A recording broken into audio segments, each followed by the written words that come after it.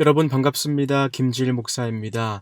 오늘은 요한일서 4장의 전반부 말씀을 함께 살펴보면서 우리 주님 주시는 은혜를 누리길 원합니다. 요한일서는 실천적인 내용의 교훈이 많이 기록됩니다. 변화받은 성도답게 서로 사랑하며 살라라고 하는 내용이 있고, 또 복음의 빛 가운데 머물라, 그리고 특별히 교회 안에서 확산되고 있는 거짓 영들, 거짓 선지자들을 주의하라라고 하는 내용까지 많이 그러한 실천적인 내용이 기록됩니다. 만약 우리가 이제 그야말로 하나님을 믿는 성도, 어엿한 교회가 되었다면 예수님을 닮아야겠죠. 그리고 또 그분을 위해서 교회 일원으로서 실제적으로 성장하고 유익을 끼치고 또 주의해야 될 여러 가지 내용들을 사랑하는 마음으로 요한이 권면하고 있습니다. 그 가운데 오늘 4장은 거짓 영들을 주의하라라는 말씀이 집중적으로 기록되는데요. 1절에 보시면 이렇게 말씀합니다. 사랑하는 자들아, 영을 다 믿지 말고 오직 영들이 하나님께 속하였나 분별하라. 많은 거짓 선지자가 세상에 나왔음이라.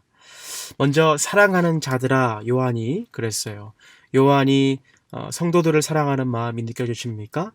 왜냐하면 세상이 악하기 때문이죠.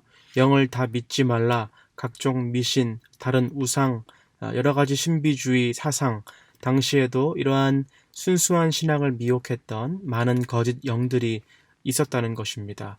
그러면서 요한이 하는 말은 이 많은 영들 가운데 과연 그것들이 하나님께 속하였나 잘 분별하라는 것인데요.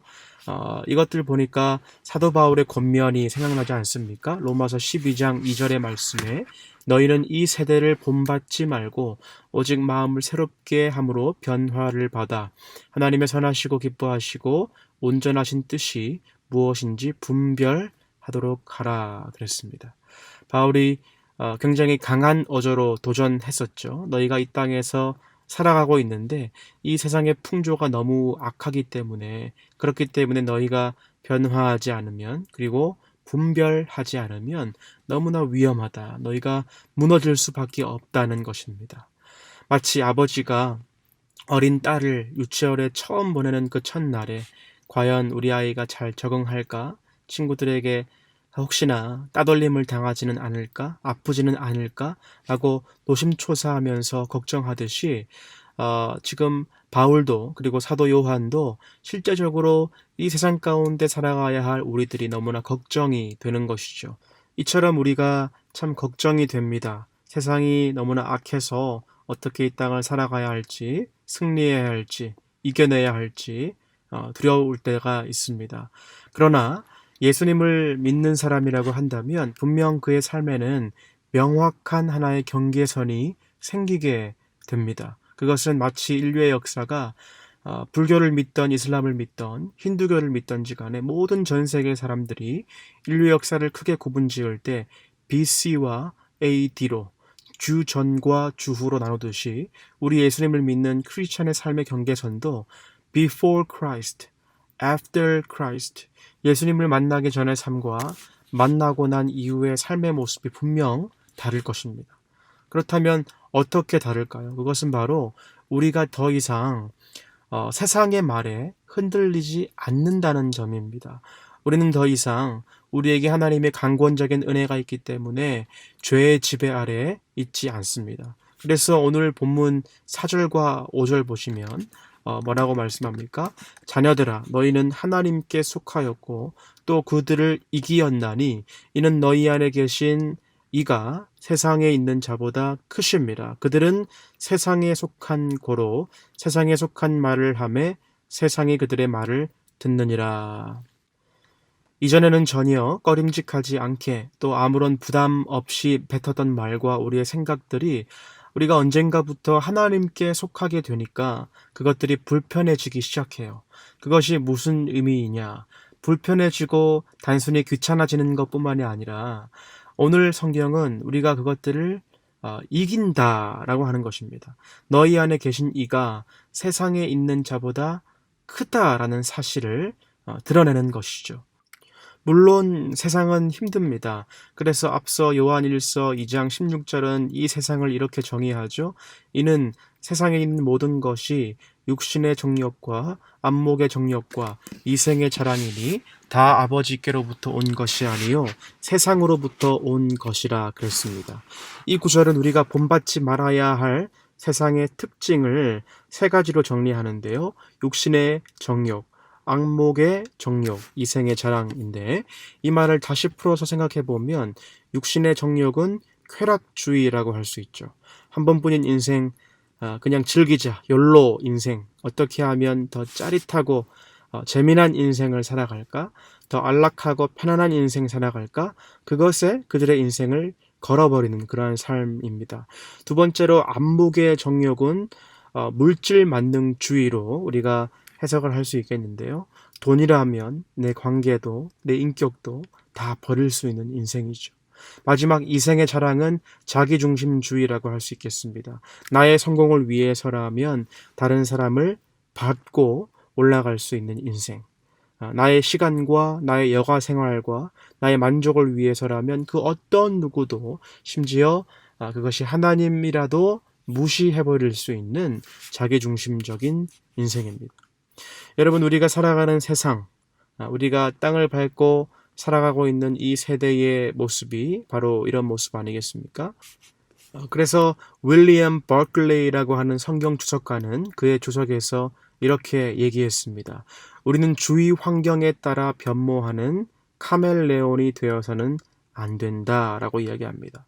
이 세상이 너무나 악한데 세상이 그린으로 변하면 나도 그린으로 바뀌고 세상이 빨간색으로 변하면 빨간색으로 따라가면서 세상 따라 내 몸의 색깔을 바꾸어가는 카멜레온이 되어서는 안 된다라고 분명히 얘기합니다. 여러분, 분명한 것은요, 예수 그리스도를 나의 주, 나의 하나님으로 영접하고 크리스천이 되면 이 세상에 흔들리지 않고 지지 않고 넘어지지 않을 뿐만 아니라 오히려 자녀들아 너희는 하나님께 속하였고 또 그들을 이기었나니 이는 너희 안에 계신 이가 세상에 있는 자보다 크심이라 그랬습니다. 이 세상의 가치관과 다른 삶을 살게 되어 있는 것이죠. 가치관이 변하는 것입니다. 인생의 목적이 변하는 것이죠. 옛날에는 무조건 내가 돈을 잘 벌거나 내가 좋아하고 잘할 수 있는 직업을 가져야겠다 라고만 생각했던 학생이 이제는 좀 다르게 생각하기 시작합니다. 내가 왜 이 직업을 가져야 하고 이 직업을 통해서 어떻게 하나님께 영광을 돌릴 것인가, 직업관에 대한 가치관이 바뀌기 시작합니다. 그리고 젊은이들은 이전에는 이성교제를 할 때 또 결혼 상대를 고를 때 외모와 성격만을 보았다면 역시 좀 다르게 생각하기 시작합니다. 내가 이 사람과 결혼을 하고 가정을 이루어서 어떠한 모습으로 하나님을 섬기며 평생 살 것인가. 결혼관에 대한 가치관이 우리의 인생관이 점차 바뀌어지게 되는 것이죠. 그래서 여러분, 우리가 정리해보면 세상은 분명히 악하죠. 여전히 죄가 우리의 발목을 붙잡고 있고 마치 우리가 이 세상을 도저히 이길 힘이 부족하다라고 느낄 때가 있지만, 그러나 오늘 성경은 뭐라고 말씀하냐 하면 우리가 이러한 딜레마 가운데 살아가지만 그러함에도 불구하고 우리가 이 세대를 거스릴 수 있는 그러한 이유는 우리가 이제 하나님을 믿는 사람이 되었다. After Christ 라고 하는 정체성이 분명하게 우리 안에 자리 잡고 있기 때문이라고 하는 것입니다. 여러분, 오늘 본문에서 우리가 한 가지 깨달을 수 있는 중요한 사실이 있죠. 우리는 자꾸 우리가 무언가 열심히 해서 변화를 받고 우리가 노력해서 세상을 이기려고 하는 경향이 있습니다. 그리고 더 나아가서 이 시대는, 이 세상은 자꾸 이렇게 말하죠. 너희가 스스로 주체적으로 변화하라, 발전하라 라고 말하지만 오늘 본문은 능동이 아닌 수동의 의미가 담겨 있음을 알 수 있어요. 2절에 보시면 뭐라고 말합니까? 곧 예수 그리스도께서 육체로 오신 것을 신하는 영마다 하나님께 속한 것이요. 4절, 자녀들아 너희는 하나님께 속하였고. 6절, 우리는 하나님께 속하였으니. 즉 뭡니까?